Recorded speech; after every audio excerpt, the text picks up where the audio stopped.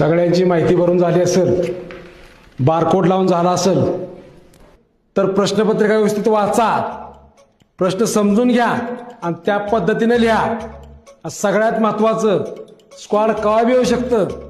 जर कॉप्या असल्या तर आत्ताच बाहेर टाका. मधुकर, किरण, स्क्वॉडनं जर पेपर जप्त केला तर तुमचा सोडा, आमचा बाप जर आला तरी परत येणार नाही.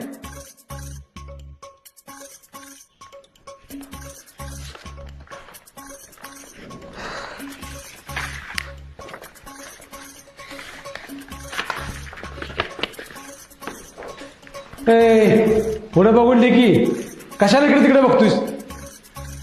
किरण्या, लेखा पहिलाच पेपर आहे तर तुमची ही अवस्था. सर म्हणूनच वाईट बी वाटतंय. उद्यापासून बघा. अरे आजच्या पेपरात नापास झाल्यावर उद्यापासून लिहून काय फायदा आहे? दे पुढे बघून.